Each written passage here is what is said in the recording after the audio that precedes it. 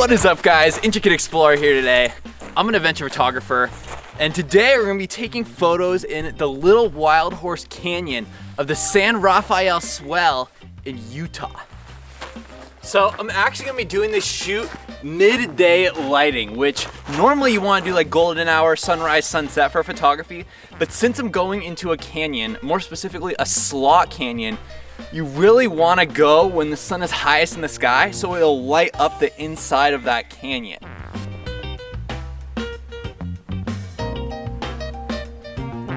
All right, y'all, we're going in.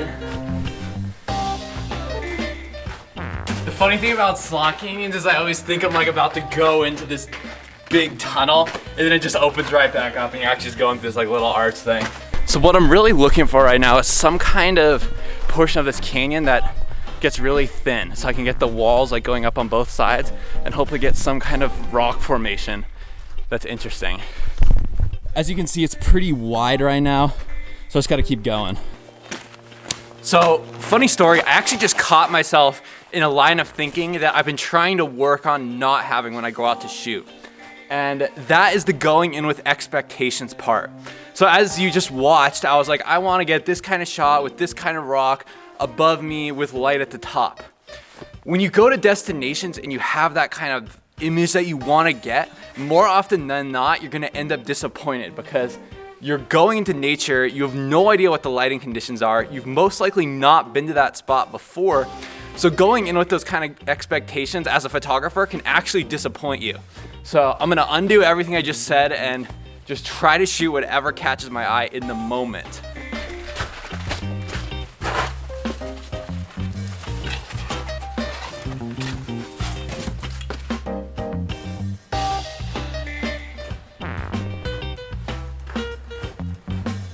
So one thing I like to bring if I'm going out into a place like this is a little beacon. And basically what this does is if I ever get into a situation where I need help, I can press this button and no matter where I'm at in the world, with or without cell phone signal, emergency services will come. So it's a nice little thing to have in the back of your mind just in case there's an emergency, especially because I'm hiking by myself.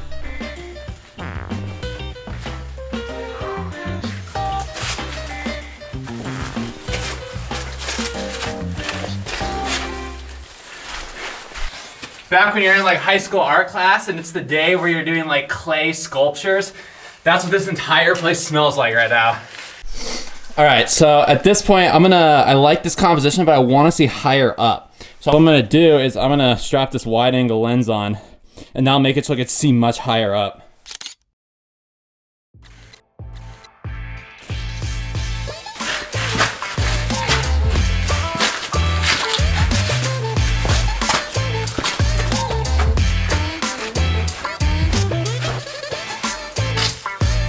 Feels like American Ninja Warrior in here. This is one of those hikes where I just want to keep taking B-roll of myself walking because everything looks so pretty and dynamic to walk across. But I need to actually focus on getting a shot. All right, check this out. I keep seeing these little leaves. I'll focus on that. They're like these little mini fall leaves. And I only see them like, I've only seen like one or two so far, but they stand out because it's just this colorful little leaf. I'm just like wondering where that's coming from. It must be like wind or something.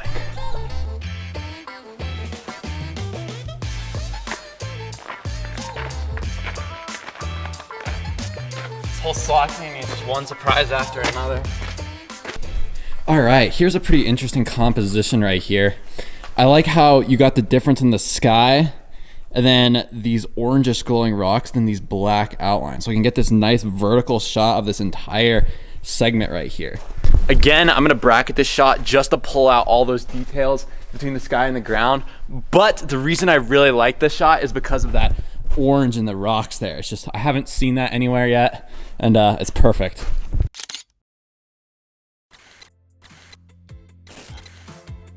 So if you've noticed, I've actually used the word bracketing a lot today. And that's actually because I'm using my backup camera right now. So that's a prime example. People always ask what's the difference between a more expensive camera and a less expensive camera. My more expensive camera, I wouldn't have to bracket nearly as much because it has a higher dynamic range.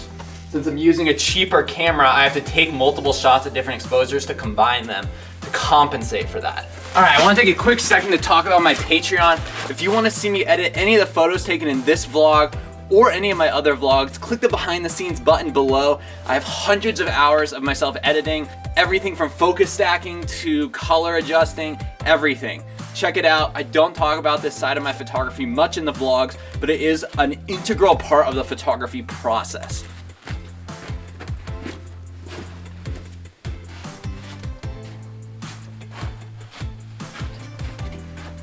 So this is kind of awkward, but there's like this couple that's making out right around the corner. I don't want to like barge in. See, like way down there. They've been like making out in and out for like 5 minutes now. I don't want to just walk in and be like, what's up? There's another one of those little tiny leaves. Where are they coming from? It almost looks like someone just laid them across the trail. It's so weird. All right, they're finally done. Honestly, that happens a lot more than you'd expect. I never know what to do in that situation. It's so awkward. So the crazy thing about this canyon is it's an 8-mile long loop. So there's literally endless composition ideas throughout this entire thing. And it feels a bit like gambling because you keep going around every single corner like, ooh, maybe there'll be something there. Just a little further, just a little further. Then all of a sudden you're like 3-4 miles into this slot canyon.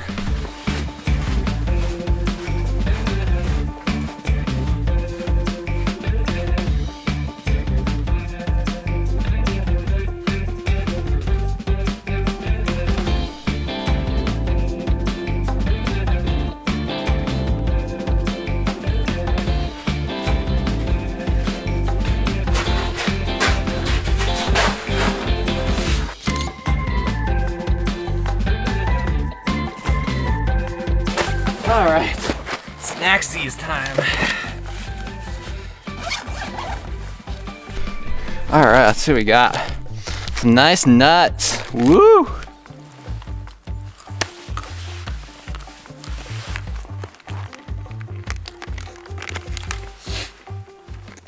don't know what to say right now, I'm too hungry I think, so I'm just gonna watch me eat for like 10 seconds.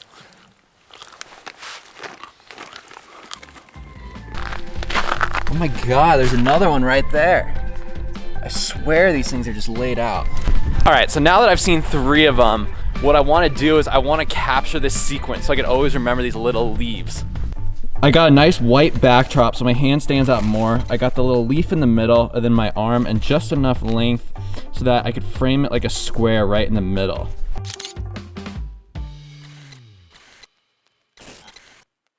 What I like to do with these kind of close-up shots is this is obviously something I want to remember from this trail, these like cool little leaves, because they stand out so much. So what I'll do is, for example, if I'm posting this on Instagram, is I'll get a cool shot of myself standing in the canyon, and then in the carousel, I'll do a zoomed in close-up shot of myself holding the leaf. Storytelling can obviously get a little bit difficult in the adventure photography world because it starts to become repetitive. It's like the same story of, I went to this canyon and I walked through it. I went to this mountain, then I climbed over it. So this is one way you could tell a story that's a little bit more unique. Like I was walking through this slot canyon and I kept finding these little red leaves that don't look like they're a part of any of this kind of terrain around me. So it leads to some kind of mystery.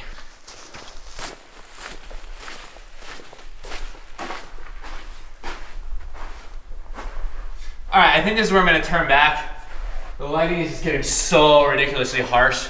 People always ask me how long to go shoot for, and it's honestly until the light gets really bad or I just get bored. And I've been shooting for like 2 or 3 hours in here, the same type of shot, so I'm like, I think I've done my part. So I'm gonna bounce.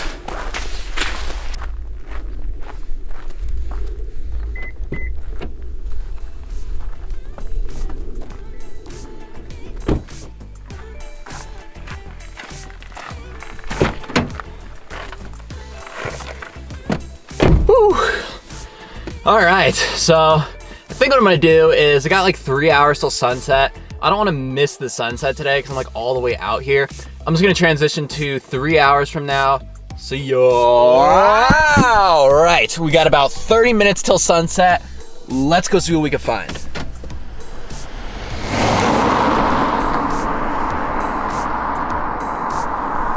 You know what I'm gonna do? I'm gonna get on my drone because it didn't work earlier. I want a redemption. I want at least one drone sequence in this vlog. So, you know, let's get out the drone.